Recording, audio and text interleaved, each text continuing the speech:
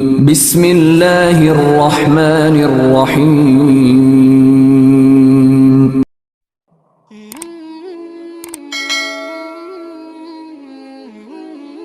السلام علیکم، welcome to my channel نبی کا امتی۔ کیسے ہیں آپ سب؟ امید ہے کہ آپ سب خیر و عافیت سے ہوں گے اور الحمدللہ آپ کی دعاؤں سے میں بالکل ٹھیک ہوں۔ ویڈیو کا آغاز کرنے سے پہلے درود پاک پڑھ لیں۔ اللہم صلی علی محمد وعلی آل محمد۔ آج میں بہت ہی مختصر سا لاجواب اور بہت ہی پاورفل وظیفہ لے کر حاضر ہوئی ہوں۔ یہ وظیفہ خاص طور ان لوگوں کے لیے ہے جنہیں بخار چڑھتا ہے، جو کہ کافی دنوں تک صحیح نہیں ہوتا۔ اکثر عموماً بخار ہوتے ہیں 1 دن 2 دن 3 دن، اور وہ پھر آہستہ آہستہ ریکوری کی طرف آتے ہیں، ٹھیک ہو جاتے ہیں۔ لیکن کچھ بخار ایسے ہوتے ہیں جو کافی عرصے تک انسان کی طبیعت ٹھیک نہیں ہوتی، میڈیسن بھی کھاتے ہیں لیکن اس سے اتنا کوئی فاقہ ہوتا ہے کہ 1 دن 2 دن بہتر ہوتی ہے طبیعت، اس کے بعد پھر سے بخار ہو جاتا ہے، یا دن کے وقت صحیح رہتا ہے، رات کو بخار ہو جاتا ہے۔ ایسے کافی کیسز ہوتے ہیں۔ تو اس صورت میں آپ نے یہ وظیفہ کرنا ہے اور انشاءاللہ اللہ رب العزت آپ کو شفا عطا فرمائیں گے۔ اور بخار جو ہے وہ کوئی بھی، ویسے تو بیماری کوئی بھی ہو بہت ہی تکلیف دہ ہوتی ہے، لیکن بخار میں بھی انسان ایسے اس کی ہمت بالکل ختم ہو جاتی ہے، ٹانگوں میں تو بالکل جان ہی نہیں رہتی، انسان بالکل لاغر سا ہو جاتا ہے۔ تو اس وجہ سے یہ وظیفہ میں لے کر حاضر ہوئی ہوں۔ آپ یہ وظیفہ کریں، مجھے پورا یقین ہے اللہ رب العزت آپ پر اپنا فضل و کرم کریں گے، آپ کی طبیعت بالکل صحیح ہو جائے گی، بالکل ٹھیک ہو جائے گی۔ آپ نے وظیفہ کرنا ہے یہ مغرب سے بعد میں، یعنی مغرب کی نماز ادا کر کے آپ نے یہ وظیفہ کرنا ہے، اور یہ رات کو سونے سے پہلے آپ، مطلب جتنے ٹائم میں آپ سوتے ہیں اس سے پہلے کسی ٹائم بھی آپ کر لیں، مغرب کے بعد اور سونے سے پہلے۔ آپ نے اول و آخر 3 مرتبہ درود ابراہیم پڑھنا ہے، اور اس میں آپ نے 300 مرتبہ اللہ اکبر پڑھنا ہے، یعنی 3 تسبیحاں آپ نے اللہ اکبر کی پڑھنی ہے اور اول و آخر آپ نے درود ابراہیم پڑھنا ہے۔ آپ یہ وظیفہ کریں، انشاءاللہ اللہ رب العزت آپ کو شفا عطا فرمائیں گے۔ اگر تو آپ یہ کسی بچے کے لیے کرنا چاہ رہے ہیں تو کوئی بھی کر سکتا ہے، والدین کر سکتے ہیں، بھائی بہن کر سکتے ہیں، گھر کا کوئی فرد بھی کر سکتا ہے۔ آپ نے یہ عمل کرنا ہے، اس کے بعد اپنے دونوں ہاتھوں پر پھونکنا ہے۔ اگر یہ آپ خود کر رہے ہیں اپنے لیے، اگر اتنی ہمت ہے آپ میں کہ آپ اپنے لیے عمل کر سکتے ہیں تو خود کریں، وہ سب سے بہتر ہے۔ آپ نے یہ عمل کرنا ہے، اس کے بعد اپنے دونوں ہاتھوں پر آپ نے پھونکنا ہے، اس کے بعد اپنے پورے جسم پر آپ نے یہ ہاتھ پھیرنے ہیں، اور پاس ایک پانی کا گلاس رکھ لینا ہے، اس پر بھی دم کرنا ہے اور وہ پانی آپ نے پینا ہے۔ اگر یہ آپ کسی کے لیے کر رہے ہیں تو اسی طرح سے آپ نے یہ عمل کرنا ہے، اور جس کے لیے کر رہے ہیں اس کو آپ نے وہ پانی پلانا ہے، اور پڑھنے کے بعد اس پر دم کرنا ہے، یعنی اس کے پورے جسم پر آپ نے پھونکنا ہے۔ یہ عمل جو ہے آپ کریں، انشاءاللہ اللہ رب العزت آپ پر اپنا کرم فرمائیں گے۔ اور سب سے پہلی بات کہ یقین کامل کے ساتھ کرنا ہے آپ نے، اور یہ عمل آپ نے صرف 3 دن کرنا ہے۔ 3 دن یہ عمل آپ کریں، انشاءاللہ اللہ رب العزت آپ کی ضرور سنے گا، آپ کو ضرور شفا عطا فرمائے گا۔ آمین یا رب العالمین۔ نبی پاک صلی اللہ علیہ وآلہ وسلم نے ہمارے لیے ہر معاملہ اتنا آسان کر دیا ہے، ہمارے لیے بہت ہی آسانی والے معاملے کر دیے ہیں، اور جس طرح اللہ رب العزت اپنے بندوں سے اتنی شفقت اور اتنی محبت کا اظہار کرتا ہے، اتنی ایک ماں بھی اپنی اولاد سے نہیں کر سکتی۔ اللہ رب العزت 70 ماؤں سے زیادہ محبت کرتا ہے اپنے بندوں سے، اور اس کا کہتے ہیں نا 1% اللہ رب العزت نے دنیا میں بھیجا ماں کی صورت میں۔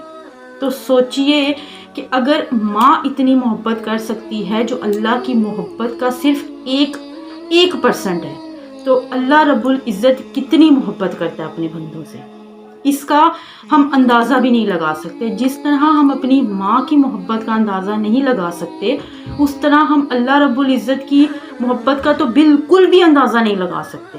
کہ وہ کس قدر ہم سے محبت کرتا ہے۔ تو آپ خود سوچئے کہ ہم کس نبی کی امت ہیں، ہم اللہ رب العزت کے محبوب نبی محمد صلی اللہ علیہ وآلہ وسلم کی امت ہے۔ اور اگر اللہ رب العزت ہم سے اتنی محبت کرتا ہے اور اپنے محبوب کی امت سے اتنی محبت کرتا ہے تو ہماری دعا کیسے رد ہو سکتی ہے؟ ہمیں تو اس بات پہ 1% بھی شک نہیں رکھنا چاہیے کہ ہماری دعا قبول نہیں ہوگی۔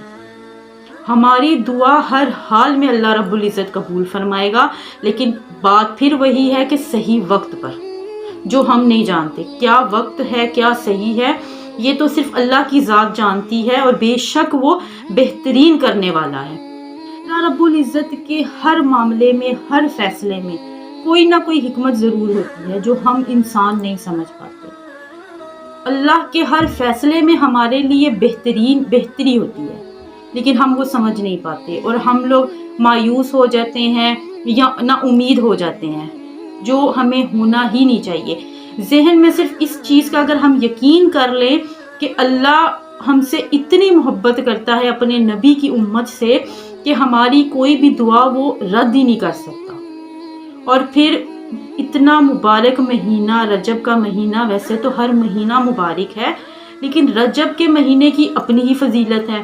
اور جب 27 شب کو ہم دعا مانگتے ہیں، اللہ رب العزت کی عبادت کرتے ہیں، حمد و ثنا کرتے ہیں، تو اللہ تو اتنا خوش ہو جاتے ہیں کہ وہ ہماری کوئی دعا پھر رد ہی نہیں کر سکتے۔ اللہ فرماتا ہے کہ مجھ سے مانگ بندے، مجھ سے مانگ، میں عطا کروں گا۔ آپ اللہ پر امید رکھ کر یہ وظیفہ کریں، انشاءاللہ اللہ رب العزت آپ پر اپنا فضل و کرم کریں گے، آپ کی پریشانیاں دور فرمائیں گے۔ اگر کوئی بیماری ہے آپ کو تو انشاءاللہ اللہ رب العزت آپ کو شفا عطا فرمائیں گے۔ میری اللہ سے دعا ہے کہ اللہ رب العزت تمام مسلمانوں کو اپنے حفظ و امان میں رکھے، اللہ رب العزت ہمیں صراط مستقیم پر چلنے کی توفیق عطا فرمائے، نیک اعمال کرنے کی توفیق عطا فرمائے، اور اپنا عبادت گزار بنائے، اور اپنا شکر کرنے والا بندہ بنائے۔ آمین یا رب العالمین۔ جیسا کہ آپ جانتے ہیں کہ آج رجب کی 27واں دن ہے، تو اس سے معراج کے واقعے سے میں آپ کو کچھ چند باتیں ایسی جو آپ کے ساتھ شیئر کرنا چاہتی ہوں۔ واقعہ معراج اعلان نبوت کے 10ویں سال اور مدینہ ہجرت سے 1 سال پہلے قبل مکہ میں پیش آیا۔ 27ویں شب اللہ رب العزت اپنے فرشتوں سے فرماتا ہے کہ آج کے دن میری حمد و ثنا کرنا چھوڑ دو اور جنت الفردوس کو آراستہ کرو، اور حضرت جبرائیل علیہ السلام سے کہا کہ میکائیل علیہ السلام کو میرا یہ پیغام سنا دو کہ آج کے دن رزق کا پیمانہ ہاتھ سے چھوڑ دو۔ اسرافیل سے کہہ دو کہ سور پھونکنے کے عمل کو کچھ دیر کے لیے موقوف کر دو۔ اسرائیل علیہ السلام سے کہہ دو کہ کچھ دیر روحوں کو قبض کرنے سے ہاتھ اٹھا لے۔ رحمان سے کہہ دو کہ وہ جنت الفردوس کی درجہ بندی کرے، اور جنت کے محلوں پر صف بستہ سب کھڑے ہو جائیں۔ مشرق سے مغرب تک جس قدر بھی قبریں ہیں ان سے عذاب اٹھا لیا جائے۔ آج کی رات میرے محبوب حضرت محمد مصطفیٰ صلی اللہ علیہ وآلہ وسلم کے استقبال کے لیے تیار ہو جاؤ۔ میں الہی ہوا کہ جبرائیل اپنے ساتھ 70,000 فرشتے لے جاؤ، اور آپ نے ایسی سواری کا انتخاب کیا جو کسی شہنشاہ کو بھی میسر نہ آئی ہوگی۔ میسر آنا تو دور کی بات، کبھی سوچی بھی نہیں ہوگی۔ سواری کا نام براق ہے۔ نصف شب گزرنے کو ہے کہ یکا یک آسمانی دنیا کا دروازہ کھلتا ہے، تو جبرائیل علیہ السلام نورانی محلوق کے جھرمٹ میں جنتی سواری براق لیے آسمانوں کی بلندیوں سے اتر رہے، بلندیوں سے اتر کر حضرت ام ہانی کے گھر تشریف لاتے ہیں، جہاں ماہ نبوت حضرت محمد صلی اللہ علیہ وآلہ وسلم محو خواب ہیں، آنکھیں بند کیے آرام فرما رہے ہیں، اور حضرت جبرائیل امین ہاتھ باندھے کھڑے سوچ رہے ہیں اگر آواز دے کر جگایا تو بےدبی ہو جائے گی۔ وہ یہ سوچ رہے ہیں کہ معراج کے دولہے کو کیسے بیدار کیا جائے۔ اس وقت حکم الہی ہوتا ہے کہ اے جبرائیل، میرے محبوب کے قدموں کو چوم لے تاکہ تیرے لبوں کی ٹھنڈک سے میرے محبوب بیدار ہو جائیں۔ حضرت جبرائیل علیہ السلام نے نبی پاک صلی اللہ علیہ وآلہ وسلم کے قدموں کو چوما اور اس کی ٹھنڈک سے نبی پاک صلی اللہ علیہ وآلہ وسلم بیدار ہوئے اور پوچھا کہ جبرائیل کیسے آنا ہوا؟ تو حضرت جبرائیل علیہ السلام نے کہا کہ یا رسول اللہ، اللہ رب العزت کی طرف سے آپ کے بلاوے کا پروانہ لے کر آیا ہوں۔ یا رسول اللہ، اللہ رب العزت آپ کی ملاقات کے منتظر ہیں۔ اور پھر سفر معراج کی تیاری ہوئی۔ نبی پاک صلی اللہ علیہ وآلہ وسلم کو امامہ شریف پہنایا گیا اور وہ امامہ شریف حضرت آدم علیہ السلام کی پیدائش سے بھی 7000 پہلے وہ تیار کیا گیا تھا۔ حضرت جبرائیل علیہ السلام نے نبی پاک صلی اللہ علیہ وآلہ وسلم کو نور کی ایک چادر پہنائی، زمرد کی نالین مبارک پاؤں میں زیب تن فرمائی، اونٹ کا کمر باندھا اور چند لمحوں بعد وہ وقت بھی آ گیا۔ سرور کائنات حضرت محمد مصطفیٰ صلی اللہ علیہ وآلہ وسلم براق پر تشریف فرما ہو گئے۔ معراج کے وقت 80,000 فرشتے نبی پاک صلی اللہ علیہ وآلہ وسلم کے دائیں طرف تھے اور 80,000 فرشتے ان کے بائیں طرف تھے۔ فضا فرشتوں کے درود و سلام کی صدا سے گونج اٹھی۔ حضرت محمد مصطفیٰ صلی اللہ علیہ وآلہ وسلم نے درود و سلام کی گونج میں سفر معراج کا آغاز کیا۔ اس کے ساتھ ہی اجازت دیجیے، ملتے ہیں ایک نئی ویڈیو کے ساتھ۔ اپنا بہت خیال رکھیے گا، دعاؤں میں مجھے یاد رکھیے گا۔ میرے چینل کو سبسکرائب کریں، بیل آئیکن کو پریس کریں تاکہ میں آپ کے لیے اس طرح کی ویڈیوز لے کر حاضر ہوتی رہوں۔ اللہ حافظ، فی امان اللہ۔